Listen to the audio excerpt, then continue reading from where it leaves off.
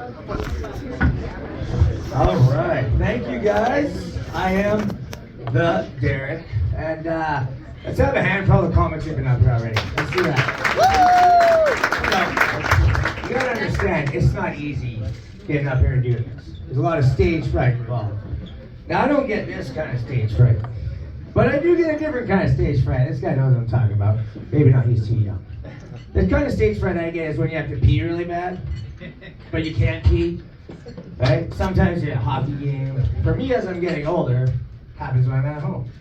Now, there's a bunch of tips and tricks guys will have, like think of a babbling brook, maybe a waterfall, maybe let's turn the tap on.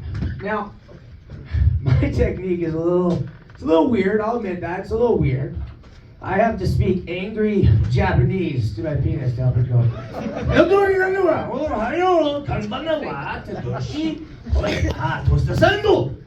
Listen, we're not going to get into how I figured that out, but it works every time. Now, to me, the weird part is my little buddy, his name is Pedro. I didn't even know he spoke Japanese. He's getting me on those Duolingo charges. But as you get older, so I'm 41, I've entered into my old man phase of life, all right? Now listen. 41 may not seem old to a 61-year-old, but it's old to a 21-year-old. So I have embraced my old manhood, and I love it because I've made up a bunch of arbitrary rules and timelines that I follow just for me and my fun in my head. But there are some things that all of you are going to start doing, or you've noticed that have been done. And I'm going to take you on that little journey. So, 39, I'm at Canadian Tire. I'm at the checkout. The young lady, she asked me, how are you going to pay? Now, without hesitation and not as like for fun, I said, the debit. The debit. I've never said the debit. It's always been debit. So I took a step back. And the young lady says, what's wrong? What's going on? I said, I just said the debit. She looks at me, she's like, yeah, lots of old people say the debit. What's wrong? And that, it like entered me. There's an old couple behind me, they're like in their 60s. They're like, huh? Yeah. Welcome to the club. We got a hot tub, it's pretty cool. Thank you. Right? But those are just for me, my little tips and tricks that I like to use. But there are some universal little nuances that everybody either notices or you're going to do yourself. So, you start to add unnecessary S's to words, right? Where'd you go shopping today? We went to the Costco's. At a sale on Kirkland's. No, those aren't things. Everybody in here either knows someone that does that, or you're going to start doing it. But for me, the final boss is, yo, Bob, let's go to the Walmarts. They got a sale on barbecue sauce.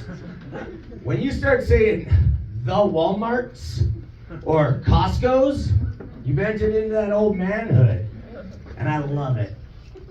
There are perks, though. I'll tell you, there are perks.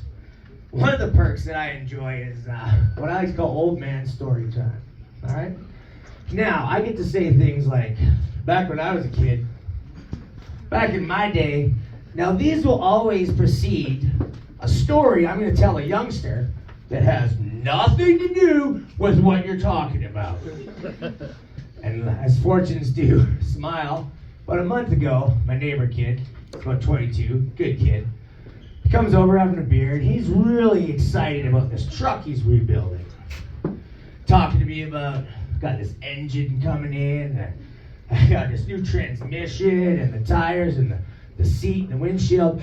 He was really talking about this truck, like, or meth. I don't know. As an old man, it's not my job to listen to you youngsters. It's my job to wait until you're done talking so that I can expunge some of my knowledge onto you.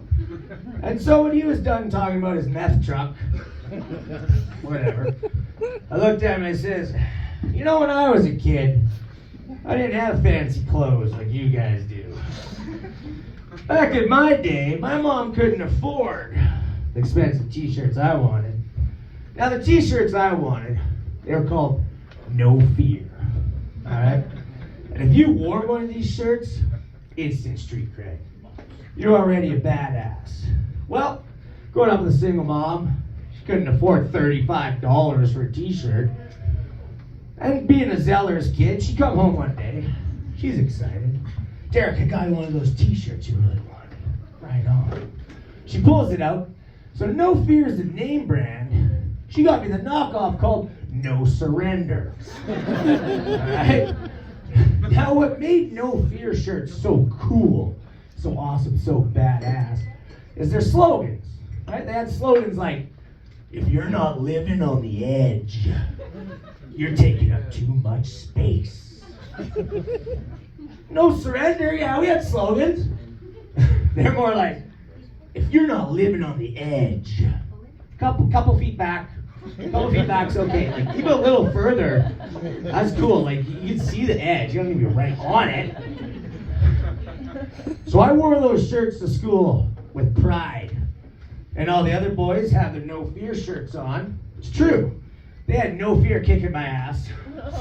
They had no fear beating me up at all.